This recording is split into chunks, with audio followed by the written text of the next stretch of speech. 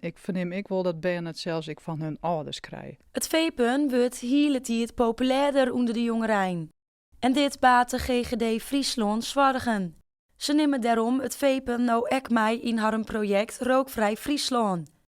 Jansje Heringa is projectleider en verneemt dat dit belangrijk is. Ik kom natuurlijk zelf een prot op school. Ik op het voortgezet onderwijs en daar ik toch heel geregeld dat er jongeren aan het vapen is. En dat er soms zelfs ruzies ontstaan om vapes en dat ben dus toch een prot met dwanden binnen. De ene is helemaal voor en de andere is helemaal zin. En daar ontstaan ik wel eens wat zinstellingen in de klasse. Er is nog weinig bekend over de gevolgen op lange termijn.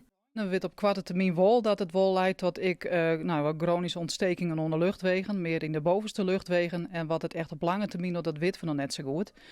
Maar ja, wat we wel weten is dat de stoffen die erin zitten, de smaakstoffen, die zijn vaak goedkoop voor de levensmiddelenindustrie. Dus om op te eten of op te drinken. Nou ja, goed, en nou inhaleert het dus. Verwarmt het eigenlijk en dan inhaleert het. Ja, we weten net wat dat doet. Dus eigenlijk is men maar een heel groot experiment ondergaan. Daar komt het zo'n beetje op del. Het project Rookvrij Friesland komt mij een soort campagnes zien het smoken. Maar betrekt ook het vapen er de hele tijd meer in. Voor de jongeren hebben wij op school onder andere de Smoke Free Challenge.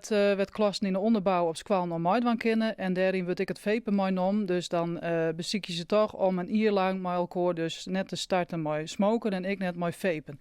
Dus in die zin neemt het wel mooi. We hebben een lesbrief maken ik voor de school en voor uw eigen jeugdverpleegkundigen in het voortgezet onderwijs over vapen en wat de gevaren daarvan binnen. Nou ja, zodat mensen er ik wat meer handen en voeten aan kennen. Jansje Heringa zocht net zijn steende de hype. Positief naar de toekomst. Ik denk er een wetjouwing wel, want er zit natuurlijk wel wetjouwing aan te komen. De smaakjes die we verbinden, die mag nou ook niet meer maken worden. En dat wordt faceerd, wordt dat, maar dat eigenlijk niet meer verkocht worden. Dus ja, dan blijven de tabaksmaken oer. Ja, ik denk dat mensen daar, dat zal toch iets minder onttrekkelijk worden voor de jongeren in elk geval, om er dan aan te beginnen.